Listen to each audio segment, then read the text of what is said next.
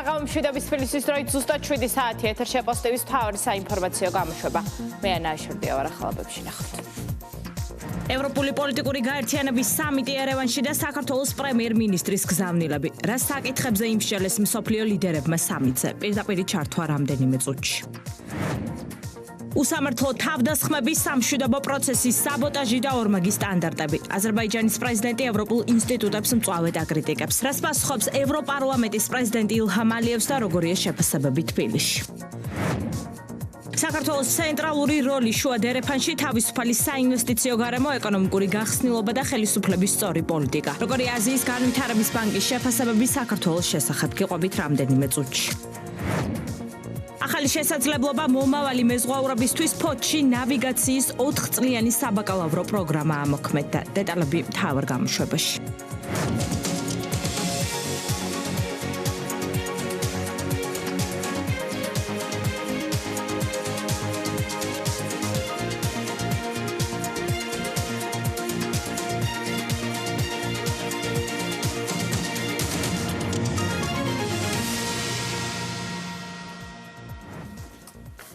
მონაწილეობა ევროპის პოლიტიკური გაერთიანების სამიტში და მაღალი რანგის შეხვედრები საქართველოს პრემიერ-მინისტრის ვიზიტი ერევანში დასრულებულია. ღონისძიების ფარგლებში ირაკლი კობახიძემ მონაწილეობა მიიღო პანელურ დისკუსიაში და სიტყვით გამოსვლისას დაკავშირებადობის კუთხით საქართველოს პოტენციალზე ისაუბრა. მთავრობის მეთაურმა არაერთი შეხვედრა გამართა ევროპულ ლიდერებთან, ასევე უკრაინული მხარის ინიციატივით შეხვედრა შედგა ვოლოდიმირ ზელენსკისთან. ევროპის პოლიტიკური გაერთიანების რიგით მერვე სამიტი ერევანში უკვე დასრულებულია. მსჯელობის მთავარი თემა დაკავშირებადობის გაძლიერება და ეკონომიკური უსაფრთხოება იყო. მე დეტალს ქეთი მამრიკიშვილი გვეტყვის, რომელიც პირდაპირ ეთერში გვერდება. ქეთი, გისმენთ. პირველ რიგში დავიწყებ მრგვალი მაგიდის ფორმატში გამართული პანელური დისკუსიით. საქართველოს პრემიერ-მინისტრმა სამიტის ფარგლებში მონაწილეობა მიიღო დისკუსიაში თემაზე დაკავშირებადობის გაძლიერება და ეკონომიკური უსაფრთხოება. მთავრობის მეთაურმა შეკრებილებს სიტყვით მიმართა და დაკავშირებადობის უზრუნველყოფაში საქართველოს განსაკუთრებულ როლზე გაამახვილა ყურადღება. ისაუბრა იმ მსხვილ ინფრასტრუქტურულ პროექტებზე, რომელსაც საქართველოს მთავრობა ახორციელებს ამ ფუნქციის ხელშესაწყობად. მათ შორის საუბარი შეეხო ბაქო-თბილისი-ყარსის რკინიგზის პროექტს, ჩქაროსნული ავტომაგისტრალების მშენებლობას და ასევე ანაკლის ღრმაწყლოვან პორტს. ირაკლი კობახიძემ ასევე ყურადღება გაამახვილა სატრანსპორტო და ენერგეტიკული მარშრუტების დივერსიფიკაციის მნიშვნელობაზე და ამ კონტექსტში ხაზი გაუსვა როგორც შავი ზღვის წყალქვეშა კაბელის პროექტს, ასევე სამხრეთ გაზის დერეფნის პროექტს. საქართველოს მთავრობის მეთაურმა კიდევ ერთხელ დაადასტურა მზადყოფნა პარტნიორებთან მჭიდრო თანამშრომლობის გაძლიერებისთვის და აღნიშნა, რომ ძლიერი დაკავშირებადობა გრძელვადიანი სტაბილურობის ერთ-ერთი უმთავრესი წინაპირობა. დისკუსია საკმაოდ წარმომადგენლობით იყო, რომელსაც თანათავმჯდომარეობდნენ ხორვატიის პრემიერ-მინისტრი, ნორვეგიის პრემიერ-მინისტრი, კანადის პრემიერ-მინისტრი და სხვა მსოფლიო ლიდერება. პრემიერ-მინისტრმა და დელეგაციის წევრებმა ევროპის პოლიტიკური საზოგადოების სამიტის მნიშვნელობაზე ისაუბრეს და სამიტში მონაწილეობა შეაჯამეს. განაცხადეს, რომ ეს სამიტი არის კარგი პლატფორმა იმისათვის, რომ როგორც წევრმა ქვეყნებმა საკუთარი პოტენციალის შესახებ, ასევე ევროპისთვის მნიშვნელოვან საკითხებთან დაკავშირებით მაღალი დონის აუდიენცია შედგეს. ეხუთად ვიღებ ამ სამიტში მონაწილეობას, მოხარული ვარ ამ შემთხვევაში ჩვენს მეგობარ მსოფლიო ქვეყანაში იმართება სომხეთში. ეს სამიტი ტრადიციულად გამოვიყენეთ აქაც ეს პლატფორმა მრგვალი მაგიდის ფორმატში მქონდა გამოსვლა, სადაც საუბარი ქონდა დაკავშირებადობის საკითხზე, განსაკუთრებით ენერგეტიკის მიმართულებით და ჩვენი ხედვები გაუზიარეთ ჩვენს კოლეგებს და მეორე ამ ფორმატში გვაქვს ხოლმე საშუალება ძალიან ბევრ ლიდერს გავესაუბროთ და ეს შესაძლებაც მაქსიმალურად გამოვიყენეთ, ქონდა საინტერესო საუბრები ევროპელ ლიდერებთან ყველა თემასთან დაკავშირებით, რაც არის საინტერესო. თქვენ ხედავთ, რომ ძალიან საინტერესო მოცემულობაშია ჩვენი რეგიონი. ჩრდილოეთისკენ არის მიმდინარე ფართომასშტაბიანი სამხედრო კონფლიქტი რუსეთსა და უკრაინას შორის ომს გულისხმობ და სამხრეთში არის სამხედრო დაპირისპირება, კრიზისი, კონფლიქტი ახლო აღმოსავლეთში და ჩვენი რეგიონი და კონკრეტულად საქართველოს მათ შორის არის მოქცეული ამ ორ კრიზისს შორის, ორ სამხედრო ასე ვთქვათ კონფლიქტს შორის. ამ ვითარებაში ერთი მხრივ რა თქმა უნდა არსებობს სერიოზული გამოწვევები, მაგრამ მეორე მხრივ ჩვენს რეგიონს და კონკრეტულად ჩვენს ქვეყანას აქვს აქვს განსაკუთრებული შესაძლებლობები. Რა თქმა უნდა, მე ყურადღება გავამახვილე იმაზეც, რომ საქართველოს არის ქვეყანა, რომელიც ჩავს ზღვასთან და შესაბამისად ევროპასთან დასავლეთთან აკავშირებს 7 ქვეყანას, რომელსაც არ აქვს ზღვაზე გასასვლელი. ეს არის ჩვენი მეზობელი ქვეყნები, სომხეთი და აზერბაიჯანი, ეს არის შუა აზიის ქვეყნები და რა თქმა უნდა ეს ზრდის ჩვენს როლს დაკავშირებადობის კუთხით და მაქსიმალურად ვცდილობთ, რომ ეს შესაძლებლობა ავითვისოთ, შუა დერეფნის ფარგლებში ჩვენი როლი გვინდა მაქსიმალურად გავზარდოთ. საუბარი მქონდა ასევე ინვესტიციებზე, რომელიც ხორციელდება ინფრასტრუქტურის სფეროში, ყველა დეტალთან დაკავშირებით გავუზიარე ინფორმაცია და მოსაზრებები ჩვენს კოლეგებს. დაკავშირებადობაზე იყო ერთ-ერთი პანელური დისკუსია, სადაც პრემიერ-მინისტრმა მიიღო მონაწილეობა. ეს იმას ნიშნავს, რომ ევროპისთვის ეს არის ძალიან მნიშვნელოვანი თემა, როგორც უსაფრთხოების კონტექსტში, ასევე ეკონომიკური განვითარების კონტექსტში და რა თქმა უნდა, აქ კიდევ ერთხელ გამოჩნდა თუ რამდენად მნიშვნელოვანია ჩვენი რეგიონის როლი, ჩვენი ქვეყნის როლი, სწორედ დაკავშირებადობის და ეკონომიკური უსაფრთხოების უზრუნველყოფის კონტექსტში. ზოგადად ფორმატი ასევე შესაძლებლობას იძლევა, რომ იყოს შეხვედრები ლიდერებთან, ევროკავშირის ქვეყნებთან, ევროკავშირის წევრ ქვეყნებთან და ასევე ევროპის სხვა ქვეყნების წარმომადგენლებთან და რა თქმა უნდა, ამ შემთხვევაშიც იყო ასეთი შესაძლებლობები და ჰქონდა ორმხრივი საუბრები სხვადასხვა საკითხებზე.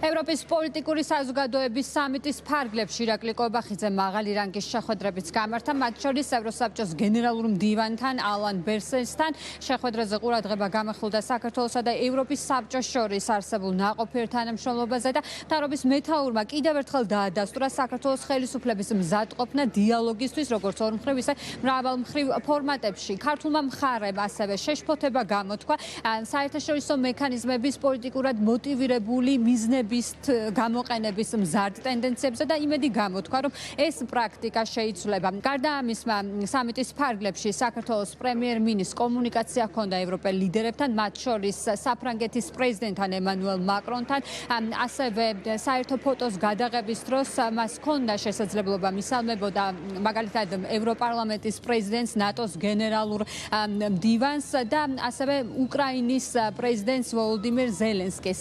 უნდა აღინიშნოს, რომ ევროპის პოლიტიკური საზოგადოების რიგით მერვე სამიტის ფარგლებში უკრაინული მხარის ინიციატივით საქართველოს პრემიერ-მინისტრმა ვოლოდიმირ ზელენსკისთან შეხვედრა გამართა, სადაც საუბარი შეეხო ორი ქვეყნის ურთიერთობებს. ამ შეხვედრებს ესწრებოდნენ ასევე ორი ქვეყნის საგარეო საქმეთა მინისტრები, რომლებმაც თავის მხრივ აუდიენცია გამართეს ერთმანეთში და გამართულ აუდიენციას სოციალურ ქსელში გამოეხმაურა უკრაინის პრეზიდენტი ვოლოდიმირ ზელენსკი.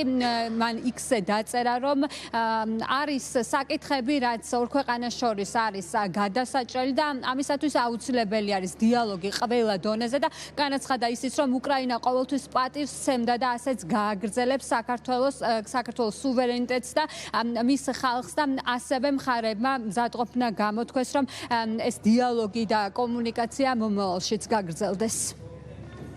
დახურული ასე ვთქვათ შინაარსის შეხვედრა, დახურული ფორმატის შეხვედრა, თუმცა ზოგადად შემიძლია გითხრათ, რომ იყო მეგობრული და საინტერესო საუბარი, რაც შედგა ჩვენ შორის. თავად პრეზიდენტმა გამოხატა ეს ინიციატივა, ჩვენ უყისერად დაუდასტურეთ ჩვენი მზაობა და გავისაუბრეთ ორმხრივ ურთიერთობებთან დაკავშირებით, არსებითად ეს იყო ამ საუბრის საგანი და კიდევ ერთხელ ვიტყვი, რომ იყო საინტერესო საუბარი ჩვენ შორის და იყო ძალიან მეგობრული. მქონდა გასაუბრება არაერთ ლიდერთან, ამ ფორმატში ლიდერებს ნახევარზმეთთან გააქვს გასაუბრების საშუალება, ასეთი ეს ფორმატი და ყველასთან მქონდა საუბარი ასე ვთქვათ რეალობაზე, რომელიც არის ჩვენს ქვეყანაში, ჩვენი მოსაზრებები გავუზიარეთ ყველას, ეს არის საერთო შინაარსი, რაც შემიძლია გადმოგცეთ ამ ფორმატთან დაკავშირებით. მქონდა საუბარი უკრაინელ კოლეგასთან, ასევე პრეზიდენტთან, ჩვენ ვისაუბრეთ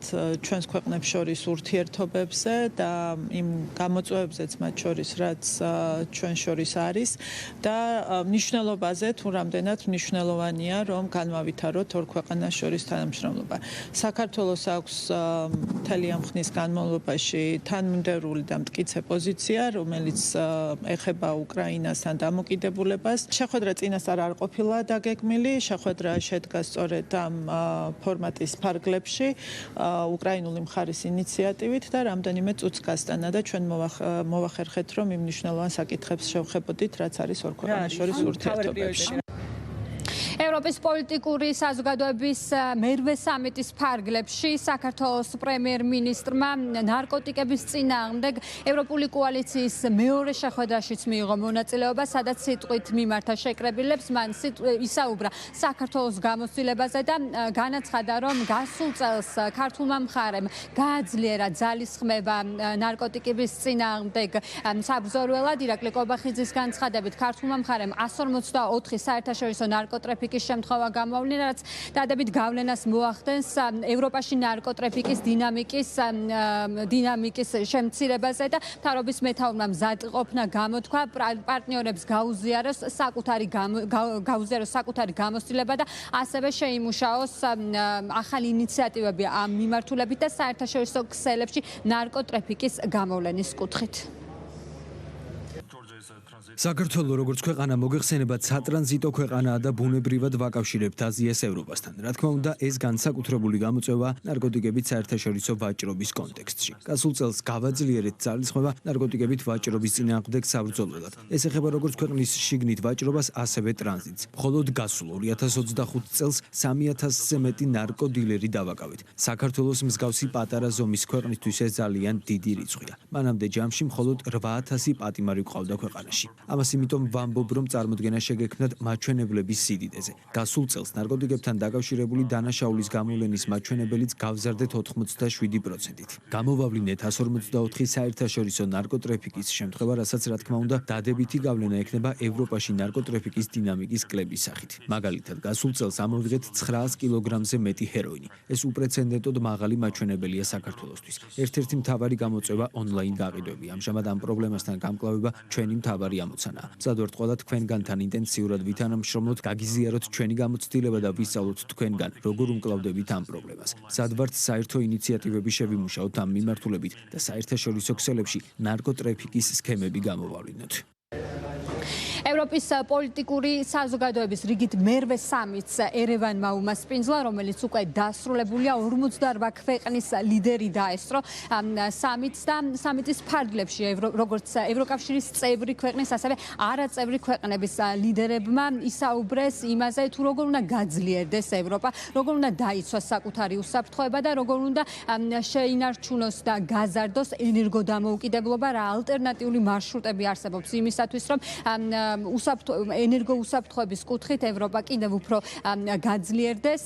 ასევე აღსანიშნავია ისიც, რომ ონლაინ რეჟიმში მიიღო მონაწილეობა ერევნის სამიტზე აზერბაიჯანის პრეზიდენტმა, როგორც აზერბაიჯანის ლიდერმა, ასევე სომხეთის ლიდერმა, რა თქმა უნდა, განსაკუთრებული აქცენტი გააკეთეს ქვეყნებს შორის დამყარებულ მშვიდობაზე და ზოგადად სამხრეთ კავკასიის რეგიონულ სტაბილურობაზე და ამ სტაბილურობისა და მშვიდობის გაძლიერების მნიშვნელობაზე. ასევე აღსანიშნავია ისიც, რომ წელს პირველად ევროპის პოლიტიკური საზოგადოების სამიტში მონაწილეობა მიიღო ისეთმა ქვეყანამ, რომელიც არ იმყოფება ევროპის კონტინენტზე, ეს არის კანადა. კანადის პრემიერ-მინისტრი დაესწრო სამიტს და საერთო ჯამში შეიძლება ითქვას, რომ საკმაოდ წარმომადგენლობითი იყო ერევანში გამართული სამიტი და როგორც უკვე გითხარით, განხილვის მთავარი თემები იყო ის საკითხები და ის გამოწვევები, რომელიც ევროპის კონტინენტის წინაშე დგას. მადლობა ქეთი, პირდაპირ ეთერში ქეთი მამრიკიშვილი საუბრობდა. ევროპული პოლიტიკური გაერთიანების სამიტზე ისმოდა ევროპული ინსტიტუტების მწვავე კრიტიკა. ევროპარლამენტი და ევროსაბჭოს საპარლამენტო ასამბლეა დაუსაბუთებელ თავდასხმებში, სამშვიდობო პროცესის საბოტაჟსა და ორმაგ სტანდარტებში აზერბაიჯანის პრეზიდენტმა ღიად დაადანაშაულა. სწორედ ამ უსამართლო დამოკიდებულებებით ახსნა ილჰამ ალიევმა აზერბაიჯანის მიერ ევროპარლამენტთან თანამშრომლობის შეწყვეტის მიზეზი და ევრონესტში წევრობის გაუქმებაც დაანონსა. საკმაოდ მწვავე იყო აზერბაიჯანის ლიდერის შეფასება მისი ქვეყნის წინააღმდეგ ევროპარლამენტში მიღებულ 14 რეზოლუციაზე. ცილის წამებისა და სიცრუის გავრცელების ნაცვლად ილჰამ ალიევმა ევროპულ ინსტიტუტებს ფუნდამენტურ პრობლემებზე კონცენტრირებისკენ მოუწოდა. ცილის წამებლური რეზოლუციები და ბრიუსელის უსამართლო თავდასხმები საკუთარ თავზე გამოსცადა საქართველომაც. ევროპული პოლიტიკური გაერთიანების სამიტზე ილჰამ ალიევის გზავნილი პოლიტიკური შეფასებების თემაა თბილისში. თეკლა ბესტავიშვილი გიამბობთ. რეგიონში მიმდინარე გეოპოლიტიკური პროცესების ფონზე ევროპული პოლიტიკური გაერთიანების რიგით მერვე სამიტი კიდევ ერთ მნიშვნელოვან პლატფორმად იქცა. აზერბაიჯანის პრეზიდენტმა საკუთარ გამოსვლაში ყურადღება მშვიდობის აუცილებლობასა და სომხეთ-აზერბაიჯანის ურთიერთობების პერსპექტივებზე გაამახვილა. თუმცა სტაბილურობაზე საუბრის პარალელურად ილჰამ ალიევმა ევროპული ინსტიტუტები მწვავედ გააკრიტიკა. მისი მთავარი კრიტიკა ევროსაბჭოს საპარლამენტო ასამბლეის ორმაგ სტანდარტებს შეეხებოდა. აზერბაიჯანის პრეზიდენტმა მაგალითად მოიყვანა ყარაბაღში 2023 წლის მოვლენების შემდეგ ასამბლეის მიერ ქვეყნის დელეგაციის მიმართ დაწესებული სანქციები. ილჰამ ალიევს მკაცრი და ხისტი გზავნილები ჰქონდა ევროპარლამენტის მისამართითაც. მისი განცხადებით, ევროპარლამენტის სამშვიდობო პროცესის მხარდაჭერის ნაცვლად მის საბოტაჟზეა ორიენტირებული. ამის მაგალითად, მან ბოლო წლებში მიღებული 14 რეზოლუცია დაასახელა, რომლებიც მისივე თქმით აზერბაიჯანის წინააღმდეგ ცილის წამებასა და არასწორი ინფორმაციის გავრცელებას ემსახურება. ალიევმა აღნიშნა ისიც, რომ აღნიშნული პოლიტიკის საპასუხოდ 1 მაისს აზერბაიჯანის პარლამენტმა ევროპარლამენტთან თანამშრომლობა ყველა მიმართულებით შეაჩერა.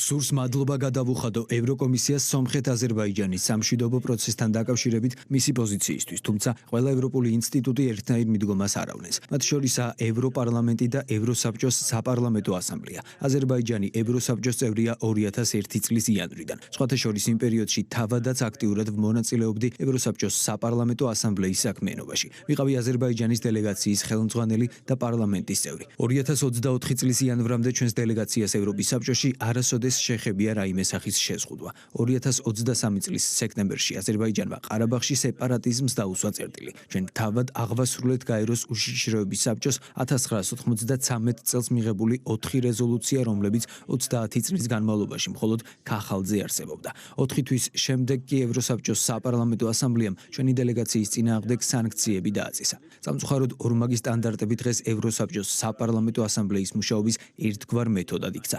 აზერბაიჯანის ტერიტორიულ მთლიანობას ისეთივე ღირებულება აქვს, როგორც ნებისმიერი სხვა ქვეყნის ტერიტორიულ მთლიანობას და ამ საკითხში ორმაგი სტანდარტები მიუღებელია.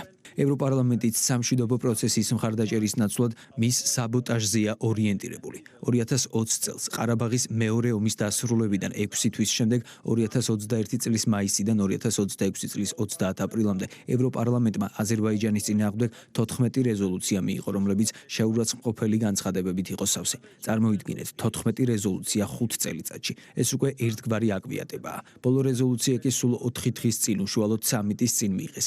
იმის ნაცვლად, რომ ევროპარლამენტი ისეთი ფუნდამენტური პრობლემების მოგვარებაზე იყოს კონცენტრირებული, როგორებიცაა ქსენოფობია, ისლამოფობია, ანტისემიტიზმი, მიგრაცია, კონკურენტუნარიანობა და უსახლკარობის პრობლემები, ევროკავშირის ზოგიერთ წევრ ქვეყანაში ის აზერბაიჯანის წინააღმდეგ ცილის წამებასა და სიცრუის გავრცელებაზეა გადართული.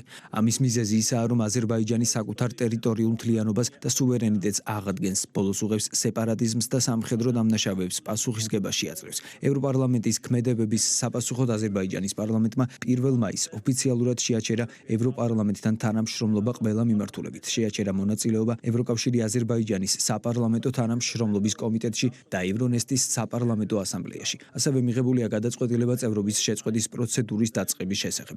იმის გათვალისწინებით, რომ ამ სამიტების ფარგლებში ჩვენ ღიად ვუზიარებთ ერთმანეთს, ჩვენს შეხედულებებსა და შეშფოთებებს. სურს კოლეგებს მივაწოდო ინფორმაცია ამ საკითხზე მიმდინარე პროცესების შესახებ, რათა არ დარჩეს ადგილი დეზინფორმაციისა და манипуляციებისთვის.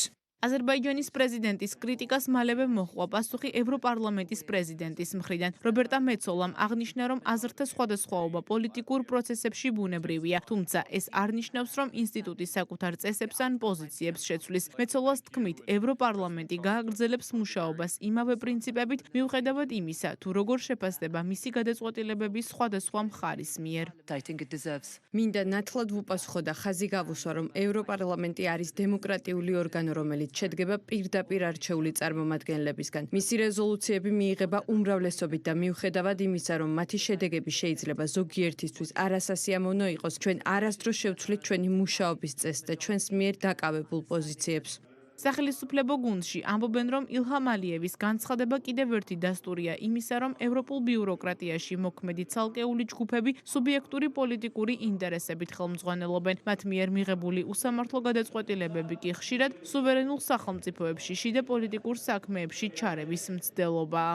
ჩვენ საკმაოდ მძიმე ურთიერთობა განვითარდა ჩვენსა და ევროპარლამენტს შორის, მაგრამ ჩვენი ხედვა ამ პერიოდში განსხვავდება აზერბაიჯანის ხედვისაგან გასვლას რასაკვირველი არ ვაპირებთ. ჩვენ ფიქრობთ, რომ აი ამ ურთიერთობით, ინტენსიური ურთიერთობით თუ არ მოვაგვარებთ ყოველ შემთხვევაში კამათის საგნები და კამათის შინაარსი გავხადოთ ნათელი. აზერბაიჯანს თავისი ხედვა აქვს და ხშირ შემთხვევაში აზერბაიჯანის პრეტენზიები ევროკავშირთან მიმართებაში საკმაოდ ობიექტურ საფუძველზე დგას. ჩვენ ვფიქრობთ, რომ საქართველო არის ქვეყანა, ვინც ევროსტანდარტს პასუხობს ყველა მაჩვენებლით. წლებია არის უსამართლო და უსაფუძვლო კრიტიკა, უსამართლო დამოკიდებულება ამ სახელმწიფოების მიმართ. ჩვენთვის ეს გასაკვირი არ არის, ჩვენ ზუსტად იგივე ურთიერთობაში ვართ ამდენი წლის განმავლობაში საქართველოსთან დაკავშირებით ნახეთ არაერთი უსამართლო განცხადება და რეზოლუცია საქართველოსზე, ამიტომ სრულად გვესმის აზერბაიჯანის ამ გადაწყვეტილების.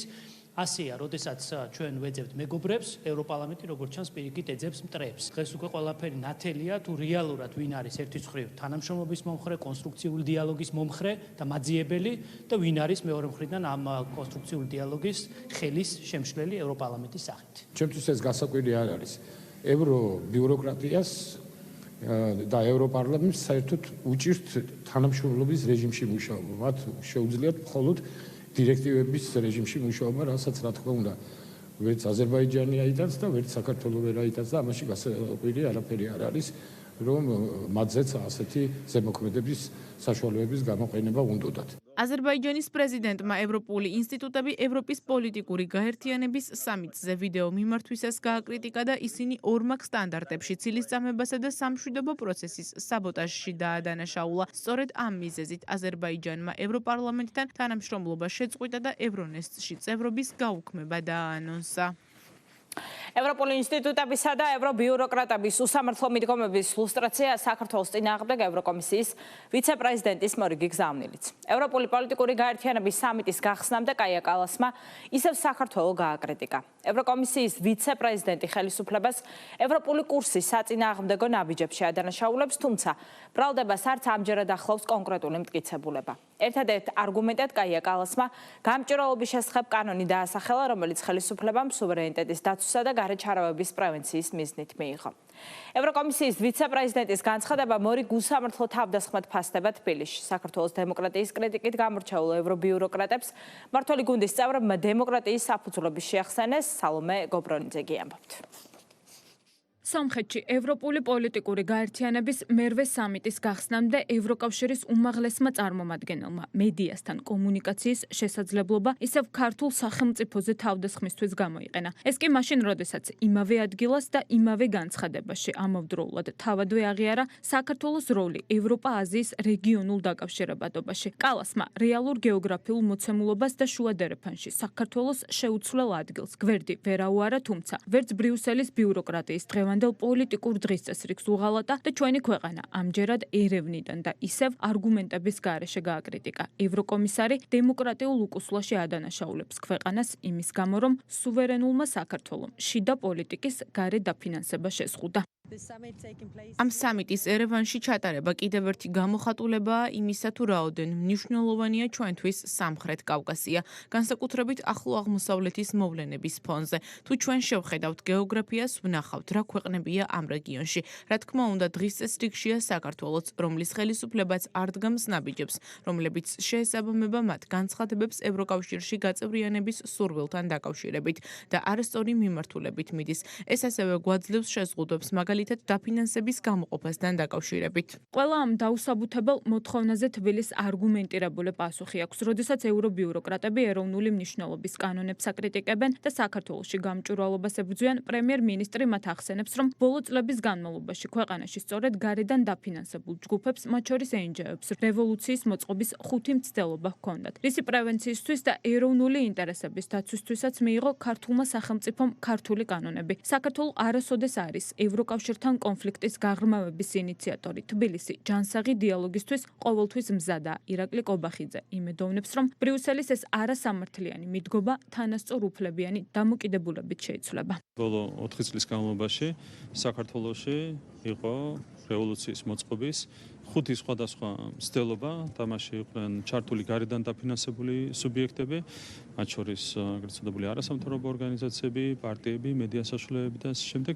ეს არის კონტექსტი, რასთანაც იყო დაკავშირებული კონკრეტული კანონების მიღება. ეს არის რეალობა, ხო, ჩვენ გვიწევდა ჩვენი ეროვნული ინტერესების დაცვა გარე ინტერვენციის მიმართ და ეს ყველაფერი წარმატებით გავაკეთეთ, დავიცავით ჩვენი ქვეყნის ეროვნული ინტერესები, ქართული ხალხის ინტერესები. დანარჩენი არის სამწუხარო. ჩვენ იმედი გვაქვს, რომ ასეთი ტიპის განცხადებები ჩანაცვლება მომავალში სამართლიანი განცხადებები. არსებობს კონკრეტული პოლიტიკური ინტერესი.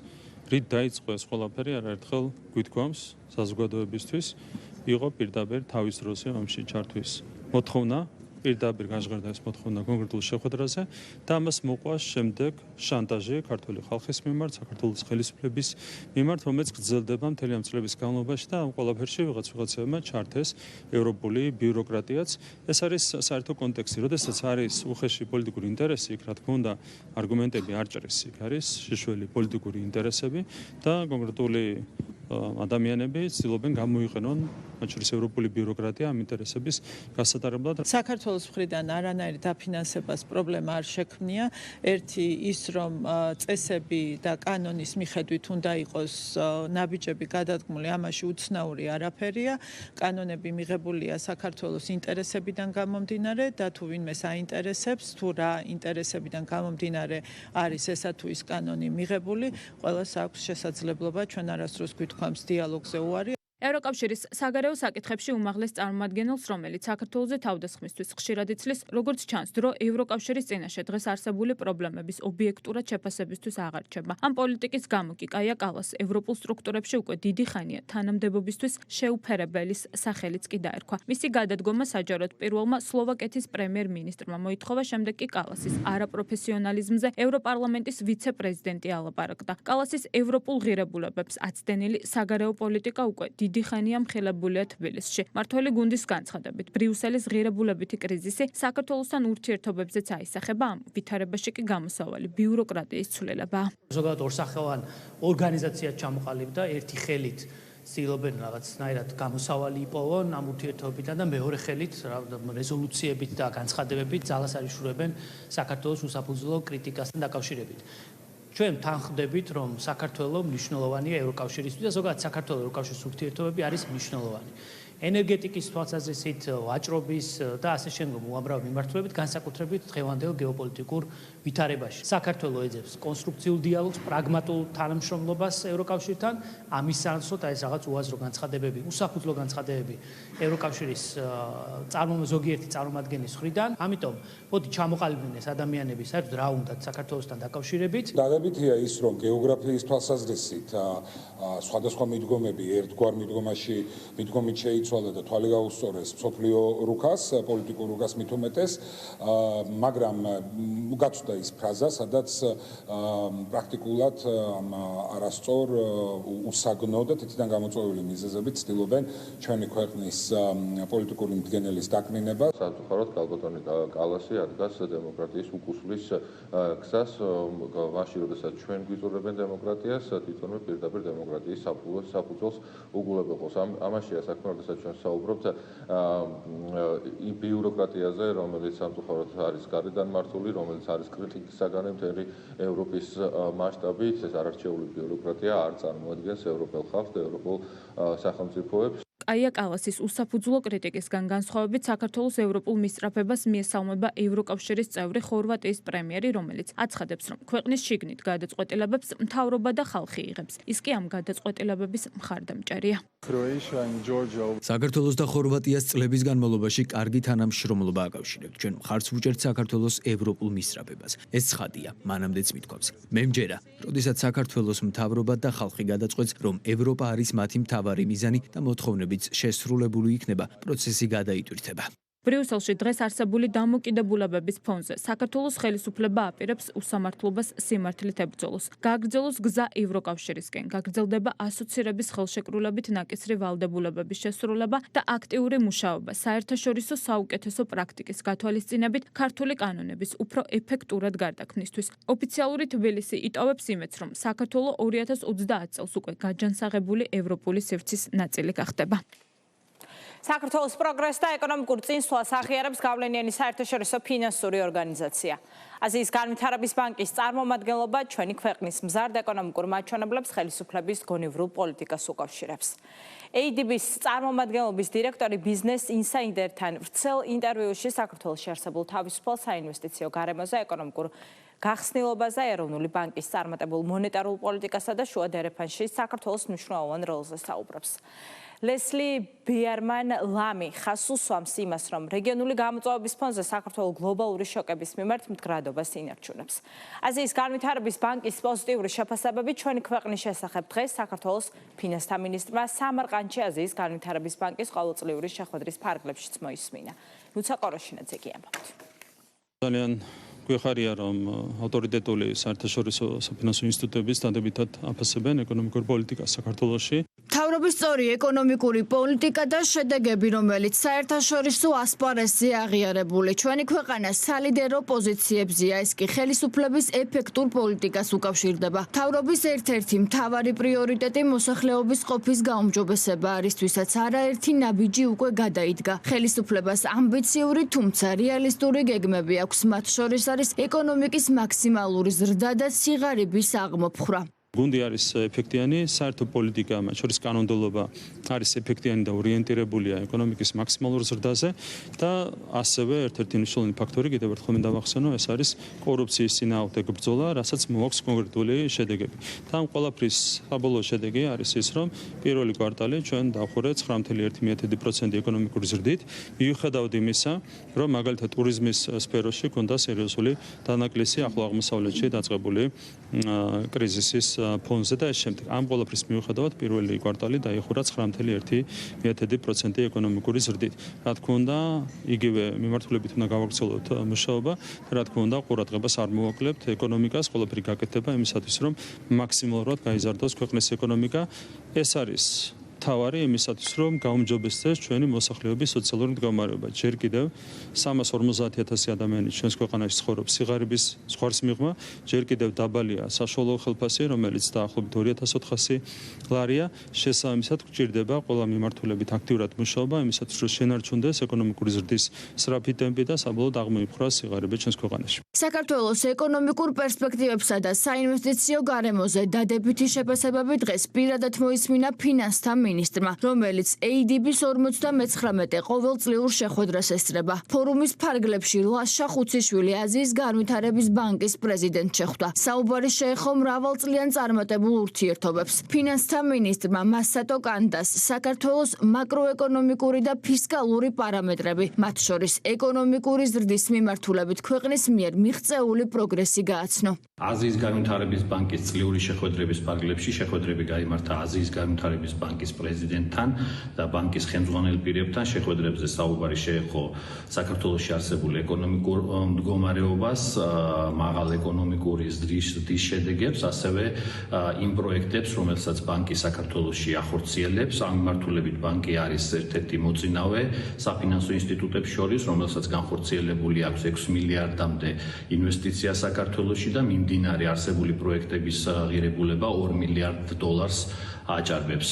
ბანკის პრეზიდენტის მხრიდან ხაზი გაესვა საქართველოს ცენტრალურ როლს შუა დერეფნის განვითარების მიმართულებით და დადასტურდა მხარდაჭერა ბანკის მხრიდან ინვესტიციების განხორციელების მიმართულებით. საერთაშორისო ფორუმის პარალელურად უკვე ქვეყნის შიგნით საქართველოს პროგრესს და ეკონომიკურ წინსვლაზე საუბრობს აზიის განვითარების ბანკის წარმომადგენლობის დირექტორი. გავლენიან ფინანსურ ორგანიზაციაში მიაჩნიათ, რომ რეგიონული გამოწვევების ფონზე საქართველო გლობალური შოკების მიმართ მდგრადობას ინარჩუნებს. Business Insider-თან ვრცელ ინტერვიუში ლესლი ბერმან ლამმა საქართველოში არსებულ თავისუფალ საინვესტიციო გარემოზე გაამახვილა ყურადღება. ითქვა ისიც, რომ რეგიონულ ქვეყნებთან შედარებით რეგულაციების სიმარტივისა და ეკონომიკური გახსნილობის კუთხით საქართველოს კარგი მდგომარეობა აქვს. საქართველოს ეკონომიკა მაჩვენა მდგრადობა გლობალური შოკების მიმართ, რაც განპირობებულია გონივრული მაკროეკონომიკური პოლიტიკითა და მყარი ფუნდამენტური მაჩვენებლებით. საერთო ჯამში საქართველოს გრძელვადიანი ეკონომიკური ზრდის პოტენციალი მყარია. ქვეყნის სტრატეგიული გეოგრაფიული მდებარეობა ქმნის შესაძლებლობებს გაძლიერდეს მისი როლი როგორც რეგიონული სატრანზიტო და სავაჭრო კარიბჭე. რეგიონული ინტეგრაციისა და დაკავშირების მიმართ გრძელვადიანი ერთგულება ხელშეუწყობს ვაჭრობის დივერსიფიკაციასა და ეკონომიკური მედეგობის გაძლიერებას. საქართველოს საინვესტიციო გარემო რეგიონში შედარებით ხელსაყრელია, რაზეც გავლენას ახდენს ლიბერალური ეკონომიკური ჩარჩო, ღია სავაჭრო პოლიტიკა და ზოგადად ბიზნესისთვის მეგობრული სარეგულაციო გარემო. ამ ფაქტორებმა ხელი შეუწყო ინვესტიციების მოზიდვასა და კერძო სექტორის აქტივობის გაძლიერებას. საქართველოს ფისკალური ჩარჩო წინდახედული და სანდოა, ხოლო ბოლო პერიოდის განვითარება ასახავს ფისკალური დისციპლინის შენარჩუნებას და საჯარო ფინანსების ეფექტიან მართვას. 2025 წელს ფისკალური დეფიციტი შემცირდა და თლიანი შიდა პროდუქტის 1,2% შეადგინა, რაც ძლიერი შემოსავლების მობილიზებითა და ხარჯების უფრო ზომიერი ზრდით იყო განპირობებული. ამავდროულად საჯარო ვალი შემცირდა და ჩამოწდა თლიანი შიდა პროდუქტის 35%-ს, რაც მნიშვნელოვნად დაბალია. საქართველოს უწყვეტი წვდომა კაპიტალის საერთაშორისო ბაზრებზე, მათ შორის ევროობლიგაციების წარმატებული რეფინანსირება ინვესტორების მხრიდან მაღალი ინტერესისა და ხელსაყრელი ფასების პირობებში კიდევ უფრო ადასტურებს ნდობას ქვეყნის მაკროეკონომიკური მართვისა და ფისკალური სანდოობის მიმართ. წლების განმავლობაში ჩვენ შევქმნით ნდობაზე დაფუძნებული პარტნიორობა საქართველოს მთავრობასთან, რომელიც საერთო პრიორიტეტებს, რეფორმების თანმიმდევრულ წინსვლასა და ინვესტიციების დროულ განხორციელებას ემყარება. ADB-ის წარმომადგენლობა დადებითად აფასებს ეროვნული ბანკის მონეტარულ და რეგულაციულ პოლიტიკასაც. ფინანსურ ორგანიზაციაში მიიჩნევენ, რომ სავალუტო რეზერვების დაგროვებამ საგარეო შოკებისადმი ეკონომიკის დამცავი ბუფერები გააძლიერა. პოზიტიურად ფასდება ჩვენი ქვეყნის უწყვეტი წვდომა კაპიტალის საერთაშორისო ბაზრებზე, მათ შორის ევროობლიგაციების წარმატებული რეფინანსირება. ბოლო წლებში გლობალურად მიმდინარე ეკონომიკური პროცესებისა და მწვავე გეოპოლიტიკური ვითარების ფონზე საკმაოდ გაძლიერებული არის მაკროეკონომიკური რისკები და მსოფლიო ეკონომიკა რიგი გამოწვევების წინაშე დგას. სწორედ ამ რისკების საპასუხო საქართველოს ეროვნულმა ბანკმა ჯერ კიდევ 25 წლის დასაწყისიდან მონეტარული პოლიტიკა რისკების მართვის მიდგომას დააფუძნა და მთელი ამ პერიოდის განმავლობაში სწორედ რისკებიდან გამომდინარე ეროვნულმა ბანკმა მონეტარული პოლიტიკა ზომიერად გამკაცრებულ პოზიციაზე შეინარჩუნა, რაც თანმიმდევრულად და დადებითად არის შეფასებული. გავლენიანი ფინანსური ორგანიზაცია დადებითად აფასებს საქართველოს სატრანსპორტო სექტორის მოდერნიზაციის პროგრესს და მხარს უჭერს რეფორმებს, რომელიც ლოჯისტიკის გაუმჯობესებისკენაა მიმართული. სააკაშვილი ბოკარია გვარამიას ალიანსი დაშლის პირასა, ყოფილ დამოქმედ ნაციონალებს შორის დაპირისპირება სულ უფრო მწვავდება. ისევ დღის წესრიგშია გაერთიანებიდან ნაცმოძრაობის გასვლის საკითხი, რომელსაც ალიანსის წესების დარღვევაში ადანაშაულებენ მოკავშირეები. მოწოდებების მიუხედავად წესებს ისევ არ ემორჩილება სააკაშვილი, რომელმაც ნიკამელია ამჯერად სასამართლო პროცესზე გააკრიტიკა. სააკაშვილის წინააღმდეგ გაკეთებული განცხადებების გამო ალიანსის წევრებს უპირისპირდება ნაცმოძრაობაც, თუმცა გაერთიანებიდან გასვლას მაინც არ ჩქარობენ ეგრეთ წოდებული ალიანსის მდგომარეობაზე მეტყველებს ისიც, რომ მათ მიერ დაანონსებულ ეგრეთ წოდებული ეროვნული მობილიზაცია ჩავარდა. მცირერიცხოვან მხარდამჭერებთან სამ ქალაქში გამართული შეხვედრების შემდეგ ოპოზიციამ ტაიმაუტი აიღო. დეტალებით ნანუ გაწითელაშვილი. მათ ვერ აღიქვეს სწორად ის განცხადება, რომელიც თავის დროზე გაკეთდა. ნაციონალური მოძრაობა ალიანსში მიმდინარე ორკვირიან მწვავე დაპირისპირებაში კვლავ გაერთიანების სხვა წევრებს ადანაშაულებს. სააკაშვილის პარტიაში დღეს თქვეს, რომ მოკავშირეებმა მათი ლიდერის წინააღმდეგ განცხადებებით პოლიტიკური ქულების დაწერას სცადეს. მიუხედავად დაუსრულებელი ურთიერთბრალდებებისა, ნაციონალური მოძრაობა ალიანსის დატოვებას არ აპირებს. სააკაშვილის პარტიაში საკითხს ასე უყურებენ. შეურაცხყოფა განსხვავებული აზრის ქონაა, განხეთქილება კამათი. მიხეილ სააკაშვილის მიერ ოპოზიციაზე თავდასხმა კი კრიტიკა. პოლიტიკურ სპექტრში ახასიათებთ ხოლმე მიხეილ სააკაშვილის წინააღმდეგ განცხადების კეთება, გონიათ რომ ამით რაღაც პოლიტიკურ კაპიტალს იძენენ. ესეთი პროცედურა თავი გაირიცხა არ არსებობს. ჩვენ ერთმანეთთან შეიძლება რაღაცა განსხვავებული აზრები კონკრეტულ საკითხებთან დაკავშირებით არსებობდეს, შეიძლება იყოს კამათიც, შეიძლება იყოს იგივე მიშა სააკაშვილის მხრიდან კრიტიკაც, მაგრამ მე ვფიქრობ, ეს ძალიან ჯანსაღი პროცესია. ალიანსიდან საკუთარი თავის გარიცხვა პროცედურა, რომელიც პეტრე ცისკარიშვილისთვის არ არსებობს, არსებობს გაერთიანების სხვა წევრებისთვის. თამარ ჩერგოლეიშვილმა ნაციონალურ მოძრაობას დღეს კიდევ ერთხელ შეახსენა, რომ ისინი ალიანსს მიღმადგანან, მიზეზი კი სააკაშვილის პარტიის მხრიდან მუდმივად დარღვეული წესებია. როცა არც სტრატეგიას ცნობდა, არც წესებს თავისთავად ალიანსს მიღმა, რამდენიც არ უნდა იხტუნავო. ვისაც წესებზე მაღლა დგომა სურს, თავისთავად დგება ალიანსს მიღმა, აქ გასარჩევი არაფერია. ის, რომ ნაციონალური მოძრაობა ალიანსის წესებს მუდმივად არღვევს, ეს დღეს კიდევ ერთხელ მსჯავრდებულმა ექს-პრეზიდენტმა დაადასტურა და საბრალდებო სკამიდან ნიკა მელია კიდევ ერთხელ გააკრიტიკა. ნიკა მელია, რომელმაც ვრცელი წერილი მოიწერა. წერილი, რომელიც მართალია მე ვერაფერი ვერ გავიგე, მაგრამ გავიგე, ის რომ მე არ მოწონვარ.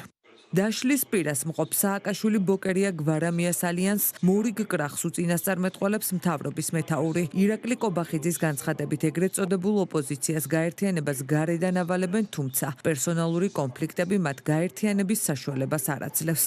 ყოველ წელს მათ გარედან ავალებენ გაერთიანებას, მაგრამ ბოლოს ისე ხდება ხოლმე, რომ პერსონალური კონფლიქტები არ აძლევს მათ ერთიანობის შენარჩუნების საშუალებას. საკაც იგივე ხდება, ვიღაცამ დაავალა გარედან გაერთიანება, ეს კოლექტიური ნაცმოძრაობა გაერთიანდა უკვე ეგრეთ წოდებული ალიანსის სახით ფორმალურად, მაგრამ მათ აქვთ საკუთარი კერძო, ასე ვთქვათ, ინტერესები, შესაბამისად ვერ ერთიანდებიან, ეს ხდება ყოველ ჯერზე, ხო? 10 არჩევნები მოვიგეთ ამასობაში, ვიდრე ესენი ერთიანდებოდნენ, მერე იშლებოდნენ, მე-11 არჩევნებსაც ამ რეჟიმში მოვიგებთ. ქართულ ოცნებაში ამბობენ, რომ იმ ადამიანების ალიანსი, რომლებსაც მხოლოდ გარე პატრონი აერთიანებთ, მუდამ კრახისთვისაა განწირული. სააკაშვილი ბოკერია გვარამიას კოალიციაში მიმდინარე დაპირისპირებები კი საზოგადოებისთვის საინტერესო არ არის. ერთმანეთთან დაპირისპირების ძირითადი შინაარსი არის სწორედ ის, თუ როგორ მოაწონონ დამფინანსებლებს და პოლიტიკურ მხარდამჭერებს თავი, რომლებიც საქართველოში არ ემყოფებიან. სააკაშვილისო გამოზრდილი ვითომ პოლიტიკოსები ჩერგო ბოკერია გვარამიას სახით ნამდვილად ვერ აურავენ ვერავის გონებას, რომ თითქოს არა ნაცმოძრაობას, არამედ რაღაც ალტერნატიულ ძალას წარმოადგენენ. ეს გადათამაშებები და ეს რაღაცა შიგნითვე დატრიალებული სცენარები არავისთვის აბსოლუტურად საინტერესო არ არის, მათ შორის ალბათ უკვე საკუთარი ამომრჩევლისთვისაც, იმიტომ რომ ეს ხალხი ცხედავს, რომ ეს არის დამარცხებული, განულებული პოლიტიკური ძალა. პატრონებისგან მიიღეს დავალება, რომ აუცილებელია ეგრეთ წოდებული ალიანსი, რომ როგორმე საზოგადოება მოადგონ და როგორმე პოლიტიკური ქულები დაიწერონ, მაგრამ მათი პატრონი ვერ მივიდა ერთ მარტივ დასკვნამდე ჭეშმარიტება. რომ ძველი ნაცები რაც არ უნდა დააყო და აშავლო თუ გააერთიანოს საბოლოო ჯამში მაინც მათი ფასი ნულა დარჩება. შექმნიდან 2 თვის თავზე სააკაშვილი ბოკერია გვარამიას ალიანსი უკვე დაშლის პირასაა. არ არის გამორიცხული გაერთიანება ნაციონალურმა მოძრაობამ დატოვოს. 2 თვის განმავლობაში კი მათ ანგარიშზე მხოლოდ დაპირისპირებები და ურთიერთბრალდებებია. შიდა უთანხმოებას ამძიმებს ისიც, რომ დაანონსებული ეგრეთ წოდებული ეროვნული მობილიზაცია კრახით დასრულდა. მცირერიცხოვან მხარდამჭერებთან სამ ქალაქში გამართული შეხვედრის შემდეგ ოპოზიციას დაანონსებული აღარაფერი აქვს. ეკლესიის დისკრედიტაციისა და წმინდა სინოდზე თავდასხმების შემდეგ მიხეილ სააკაშვილმა სტრატეგია შეცვალა. შაბდებული ექს-პრეზიდენტი ამჯერად საზოგადოების ნდობის მოპოვება შეცვლილი რიტორიკით ცდილობს. სააკაშვილი ირწმუნება, რომ ეკლესიის მტერი არ არის, თუმცა საპირისპირო სამტკიცებს უახლესი წარსული. მართალი გუნდი ნაცმოძრაობის იმ ანტიეროვნულ პოლიტიკაზე საუბრობს, რომელიც სააკაშვილის ხელისუფლების პირობებში დაიწყო და მათი მხრიდან ეკლესიის წინააღმდეგ ბრძოლა დღესაც გრძელდება. ანა შანიძე ამბობს.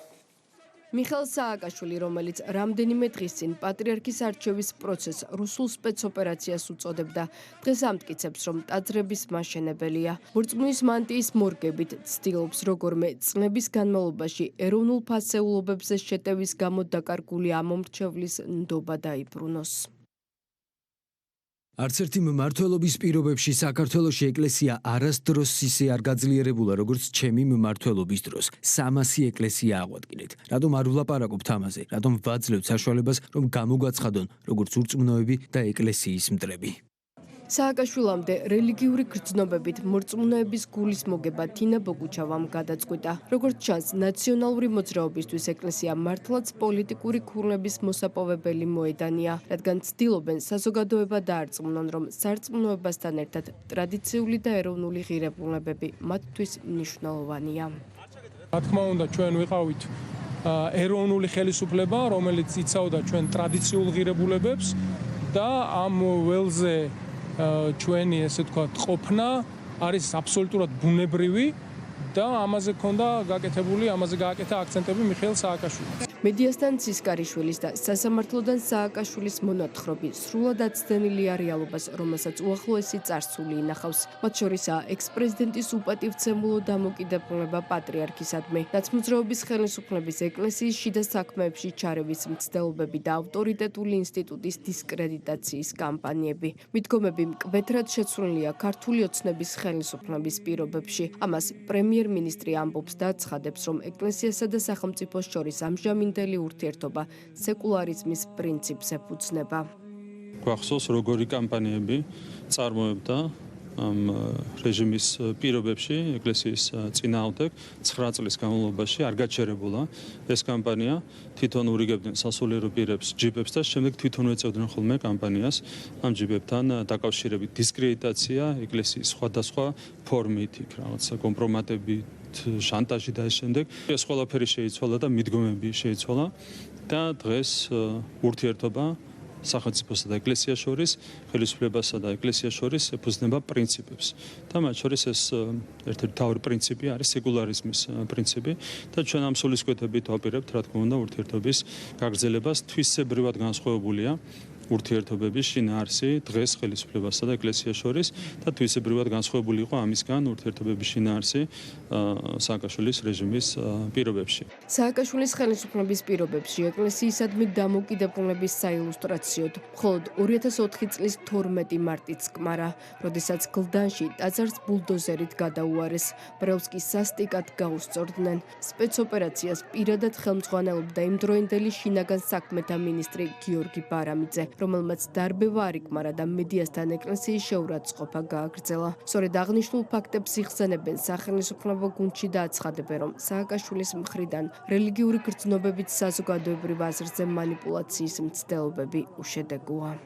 წინა განცხადება იყო პირდაპირ ეკლესიის საწინააღმდეგო, იყო პირდაპირ ეკლესიის დისკრედიტაცია, ქართული ეკლესიის რუსულად მოხსენება, ეს არის წითელი ხაზი, რომლის იქეთაც რაც არ უნდა გაიკეთოს, როგორ ხელოვნურადაც ჯვარი არ უნდა ჩამოიკიდოს და არ ლოცვები არ აღავლინოს, ვეღარავინ ვეღარ დაიჯერებს, რომ მას რაიმე წმინდა აქვს შერჩენილი. ჩვენ ვიცით, როგორ უხეშად ერეოდნენ მისი სტოვრები, გიგი უგულავას და სხვათა ფორმით პატრიარქის გადაწყვეტილებებში და როგორ უნდათ, რომ ამ გადაწყვეტილებებზე კონკრეტული გავლენა ქონოდათ. სააკაშვილის აღდგენილი ტაძრებისა რა მოგახსენოთ? ტაძრები თუ რამე აღდგა იმ პერიოდში, ბატონ ბიძინა ივანიშვილის მიერ იყო ისიც აღდგენილი, რაც შეეხება დანგრეულ ტაძრებს სააკაშვილის დროს, ეს კარგად გვახსოვს. ყველას შეტევა ეკლესიაზე, ნგრევა, გდანში ტაძრის ნგრევა, აჭარაში ტაძრის, ეს ყველაფერი საზოგადოებამ კარგად იცის. ცინიზმს არ აქვს საზღვარი და ამ ადამიანს შეუძლია აბსოლუტურად ყველაფერზე ხელი მოაწეროს. ეკლესიასთან დამოკიდებულების ნაწილში ყველაფერი ნათელია,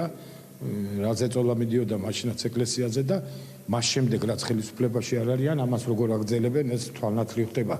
ყველას თვალწინ და ამის მტკიცებას აზრი აღარ აქვს. ანტიეროვნული წარსულის გარდა სააკაშვილს დღეს შეახსენეს მისი ხელისუფლების პირობებში ადამიანის უფლებების უხეში დარღვევის ფაქტები, პატიმრების წამება და ის სისტემური დანაშაულები, რაც მათ შორის სტრასბურგის სასამართლოს გადაწყვეტილებებითაც დასტურდება. ეს შეხსენება კი აუცილებელი მას შემდეგ გახდა, რაც მსჯავრდებულმა ექს-პრეზიდენტმა დღევანდელ პროცესზე თქვა, რომ ნაცმოძრაობის მმართველობის დროს ქვეყანაში პოლიტპატიმრები არ იყვნენ.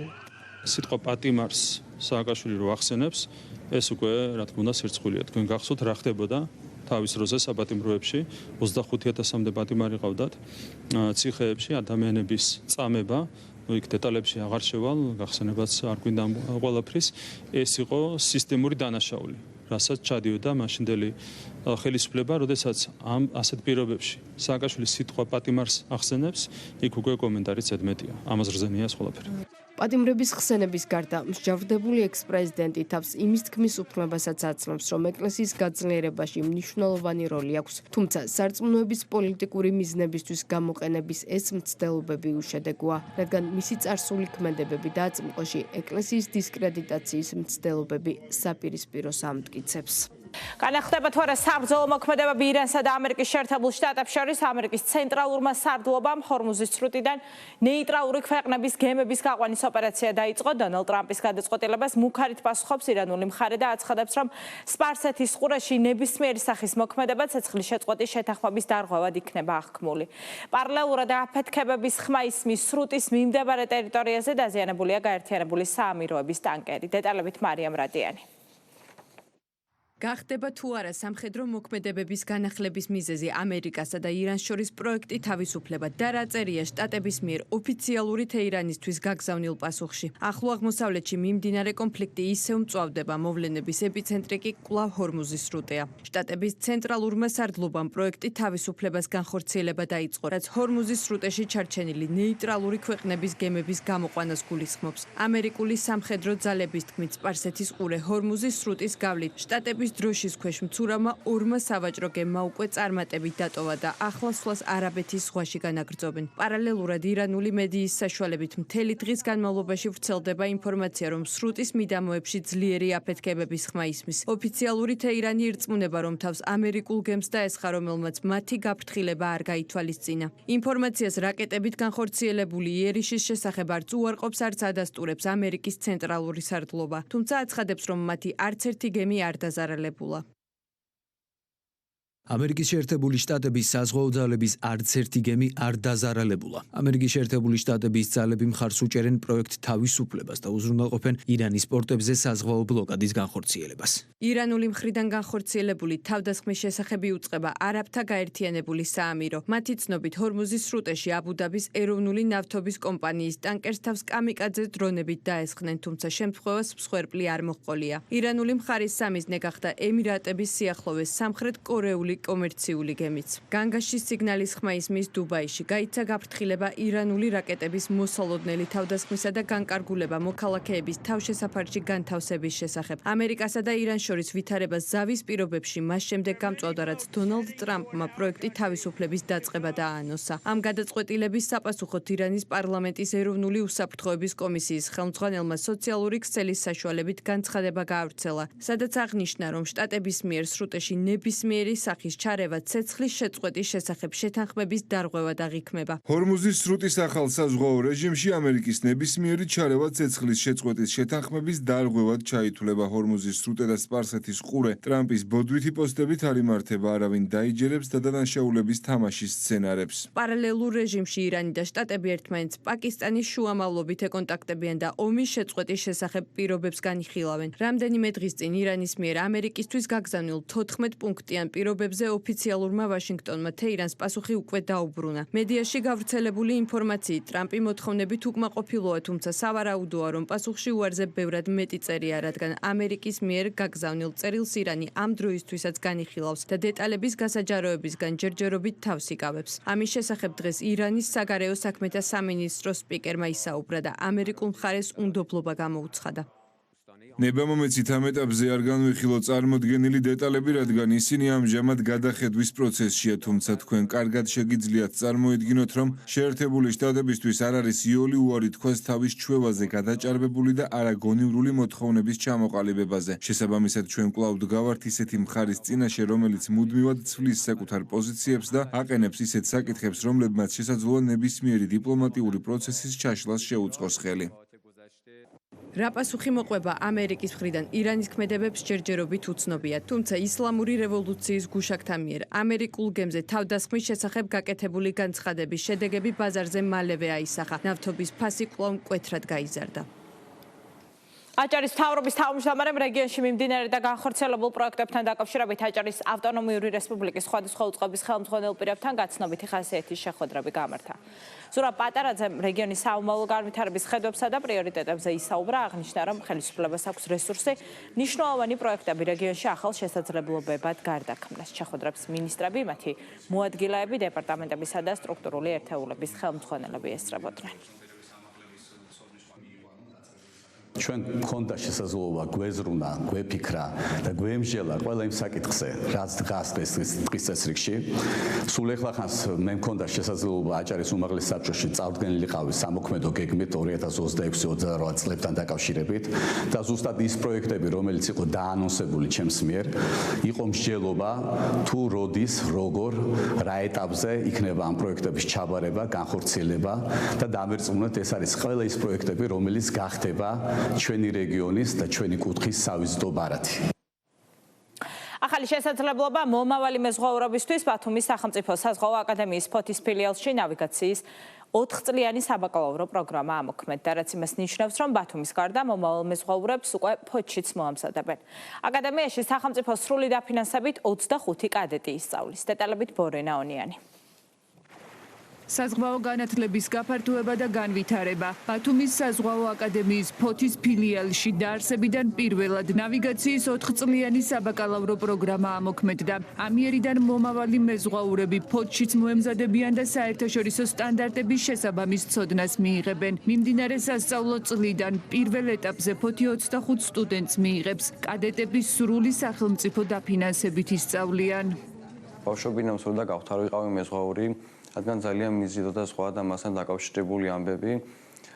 რაც შეეხება ნავიგაციის ფაკულტეტს, არის ძალიან საინტერესო ფაკულტეტი, გვაძლევს ძალიან ბევრ საშუალებას, როგორიც არის გავხდეს მომავალი კაპიტნები, მომავალი მეზღვაურები. როდესაც გავიგე, რომ საზღვაო აკადემიის ფოთის ფილიალს დაემატა ახალი საგანმანათლებლო პროგრამა საზღვაო ნავიგაცია, მივხვდი, რომ სწორედ ეს არის ჩემი გზა. ჯერა რომ აქვს მიღებული გამოცდილება და ცოდნა შესაძლებლობას მომცემს გავხდე პროფესიონალი და ჩემი ქვეყანა ღირსეულად წარმოაჩინო საერთაშორისო საზღვაო ნაოსნობაში. ჯერა რომ ერთ დღესაც მე ვიდგები გემბანზე და შესაძლებლობა მექნება რომ გემის სწორი გზით მართო. ფოთისა და რეგიონის აბიტურიენტებს ერთ-ერთი ყველაზე მაღალანაზღაურებადი პროფესიის დაუფლების და საზღვაო ინდუსტრიაში დასაქმების შესაძლებლობა ექნებათ. საზღვაო აკადემიის ფილიალი სრულად აღჭურვილია შესაბამისი ინვენტარით და ნავიგაციის ფაკულტეტის განვითარებისთვის ყველანაირი რესურსი გააჩნია. პროგრამა მოემზადებს საერთაშორისო სტანდარტების შესაბამის მეზღვაურებს. ეს შესაძლებლობას აძლევს ფოთელ ახალგაზრდებს და რეგიონის აბიტურიენტებს დაეუფლონ ერთ-ერთ ყველაზე მაღალანაზღაურებად და პრესტიჟულ პროფესიას. ფოთი არის ის ადგილი, სადაც გასული საუკუნის დასაწყისში შეიქმნა პირველი საზღვაო კლასი და შემდეგ ნიკო ნიკოლაძის დახმარებით ის გადაიქცა საზღვაო სკოლად. დღეს ფოთის ფილიალი აღჭურვილია სრული ინვენტარით და გააჩნია ყოველგვარი მატერიალური, ადამიანური თუ ტექნიკური რესურსი იმისათვის, რომ სრულყოფილად განახორციელოს ეს სასწავლო პროგრამა. ასევე ეს იქნება პირველი ფაქტი, როდესაც საზღვაო განათლება, ბაკალავრიატის დონე გაცდება ბათუმს და მოხდება მისი დეცენტრალიზაცია. ფოთის საზღვაო აკადემიის ფილიალში ნავიგაციის ფაკულტეტის ამოქმედება მხოლოდ საგანმანათლებლო მნიშვნელობის არაა. ინიციატივა აერთიანებს საზღვაო ტრანსპორტის განვითარებას და ეკონომიკურ სარგებელს, ვინაიდან ქართველი მეზღვაურები ქვეყნის ეკონომიკისთვის მნიშვნელოვან ფინანსურ რესურსს ქმნიან. დღეს უკვე დადასტურებულია, რომ ქართველი მეზღვაურების მიერ მიღებული ხელფასების სახით ქვეყანაში ყოველწლიურად დაახლოებით $200 მილიონ შემოდის. ეს თანხა რეალურად წარმოადგენს სერვისის ექსპორტს, ინტელექტუალური და პროფესიული რესურსის გატანას საერთაშორისო ბაზარზე, რომლის შემოსავალით საბოლოოდ ქართულ ეკონომიკაში ბრუნდება. საქართველოში საზღვაო სფერო დინამიურად ვითარდება. 2010-2026 წლებში მეზღვაურთა რაოდენობა დაახლოებით 8,000-დან 20,000-მდე გაიზარდა. ეს ყოფასდები საინფორმაციო გამოშვება 7 საათზე, მოხვალამდე გემშვიდობით, ნახვამდის.